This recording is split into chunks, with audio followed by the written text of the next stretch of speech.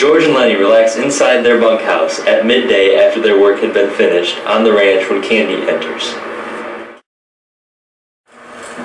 What y'all sitting in here for? Everyone else is eating a special lunch the boss fixed up. We're working out the plan for our land. Isn't that right, George? Yep, it's every month we're getting our paid soon. We only put enough money to buy the land I've been looking at. Hey, Lenny, send that land to the old folks at Russ Place. Sure, George. I wouldn't forget nothing that important. What's wrong, Candy? Oh, nothing's wrong. Just got something to show you. Where'd you get all that loot?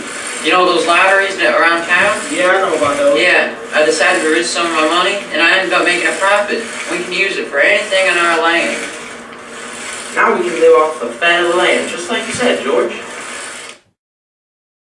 Just then, the door slams open and Crooks ran into the bunkhouse frantically.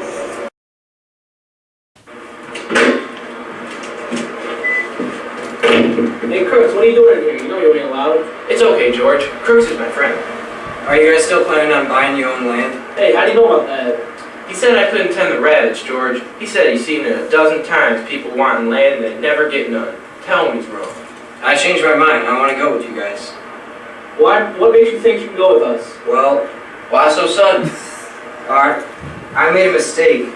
I got Curly's wife mad and she ran off to the house. She got too much on me and I don't want to stick around and see what happens. Well, I'm still not sure if I'll let you go. I got money and I can help around the house. Come on, George. Yeah, George, he can help us. Alright, I guess we could use you. When you planning on leaving? We can't just up and go, can we? The other ranch hands are heard chatting outside the bunkhouse.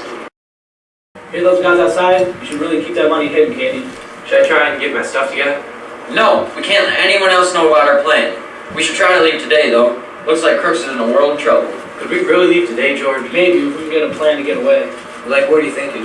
How about this? Crooks, you go down by the river, and then we'll meet up with you later. Then, Candy, you go tell the boss you're gonna go look for Crooks, and make your way down to the river, too. What about you two?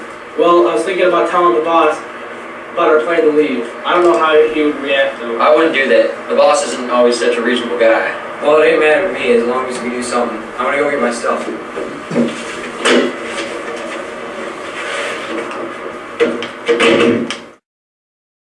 Crooks left the house to go get some of his belongings together. Candy got up to study the world outside through the window. Later, Crooks had finished his packing and popped back into the bunkhouse to let the guys know he was leaving. Okay, I got my stuff and I'm off to the river. Candy, wait a little while and then come after me.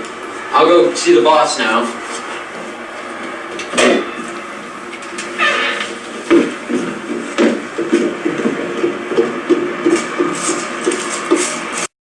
Crooks ran out the door and off toward the river, while Candy went off toward the boss's house. It's actually happening, George. This is exciting. Sure is, buddy. Sure is. Candy came back to the bunkhouse to get together his belongings. What'd he say? He wasn't sure I should go, but no one else there wanted to. I'm gonna go meet Crooks down by the river. I guess it's our turn. George, Yeah, can I get my pup? I guess. But don't make any attention to yourself. I'm gonna go see the boss now.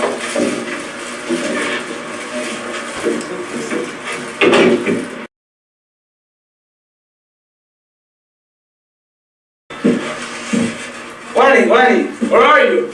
I'm right here, George. Come on, we better get going. I think the boss caught on. What'd he say? It don't matter. Now let's just go. Right. George and Lenny got their stuff together and took off to the river, where they met up with Candy and Crooks and told them what had happened. Once they had finished talking, they took off toward the land that they dreamt of for so long. When it seemed all hope was gone, and they would remain on the ranch for their whole lives. In fact, their lives had just begun. A life in which they would live not just as friends, but as brothers. No matter how different they were brought up, they were brothers now, and that's how it would remain.